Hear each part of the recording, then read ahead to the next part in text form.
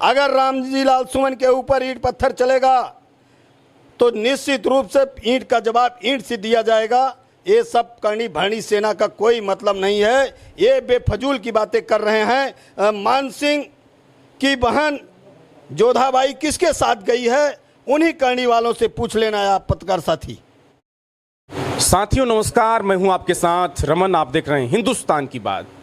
लगातार वहीं करनी सेना के लोगों का बयान आ रहा है कि जब तक अखिलेश यादव नहीं माफ़ी मांगते हैं तब तक करनी सेना के जवान रुकने वाले नहीं हैं, क्योंकि राणा सांगा को जिस तरह से अपमान किया गया, इसी चीज़ को लेकर करनी सेना के लोग आक्रोशित हैं रामजी लाल सुमन को लेकर और समाजवादी पार्टी को लेकर। उसी पर बातचीत करने के लिए हमारे साथ समाजवादी पार्टी के वरिष्ठ नेता जय हिंद यादव में से बातचीत करूंगा।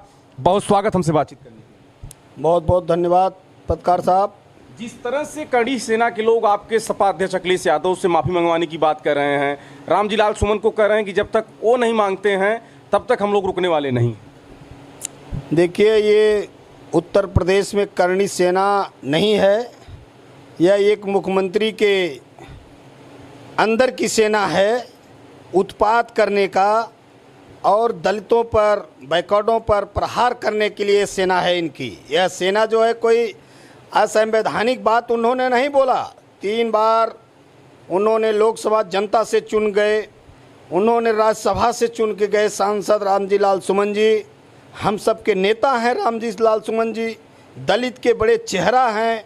और रामजी लाल सुमन अपनी बात को कहने में या कोई भी बात जो इतिहास में लिखा गया बात को कोई कहने में क्या गुरोज है कि अगर उन्होंने कह दिया कि अगर बाबर के औलाद मुसलमान हैं तो आप किसकी औलाद हैं? आप राणा सांगा की औलाद हैं। राणा सांगा की औलाद वो मान रहे हैं, लेकिन युद्ध जो जीतने के लिए उसको इब्राहिम लोदी को हराने के लिए जो इतिहास में लिखा गया है कि जिस पन्ने में उन्होंने पढ़ के बताया कि इब्राहिम लोदी को हराने के लिए बाबर को न्योता दे करके बुलाया गया इस देश में, और इस देश में जब बाबर को बुलाया गया तो बाबर के लोगों ने इस देश पर कब्जा किया, इस देश पर शासन किया।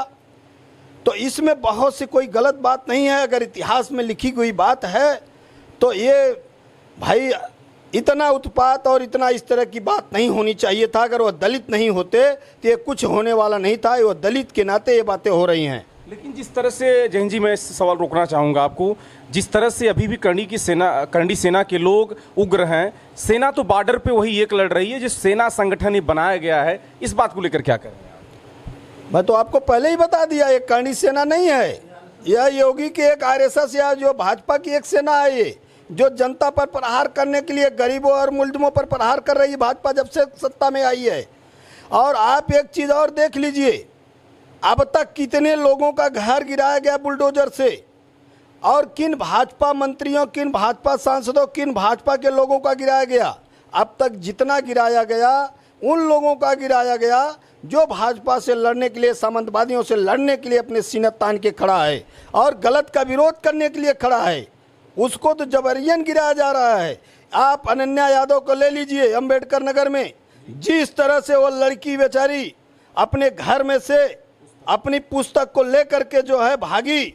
आप सोचिए, एक हमारे ऐसे राष्ट्रीय अध्यक्ष समाजवादी पार्टी के दिलेर हैं जिन्होंने बुला करके उस बिटिया को पूरी पढ़ाई का जो है जिम्मा उठाने वाले ऐसे राष्ट्रीय अध्यक्ष के हमारे ऊपर भाजपा के लोग जो है कुछ न कुछ छीटाकशी करते हैं। ये भाजपा के लोग छीटाकशी नहीं करते हैं।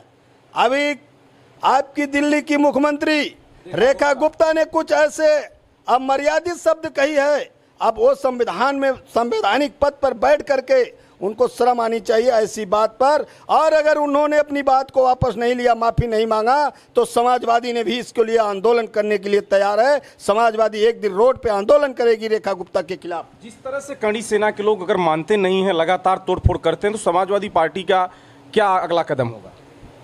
समाजवादी का अगला कदम है कि दलित नेता राज्यसभा के सांसद रामजी लाल सुमन के साथ समाजवादी खड़ी हुई है। अगर रामजी लाल सुमन के ऊपर ईंट पत्थर चलेगा तो निश्चित रूप से ईंट का जवाब ईंट से दिया जाएगा। ये सब करनी भरनी सेना का कोई मतलब नहीं है।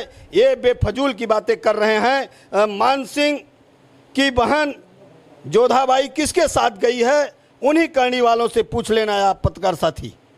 चलिए देखिए, हमारे साथ विभाग बातचीत कर रहे थे जयहिंद यादव, जो उन्होंने अपनी बात को विभागी से रखा। कहा सपा अध्यक्ष अखिलेश यादव लगातार गरीबों के साथ हैं और हम लोग करनी सेना को कुछ नहीं मानते हैं और हम लालजी रामसुमन के साथ रहेंगे। और खबरों को दिखाऊंगा, तब तक देखते रहे हिंदुस्तान की बात। नमस्कार।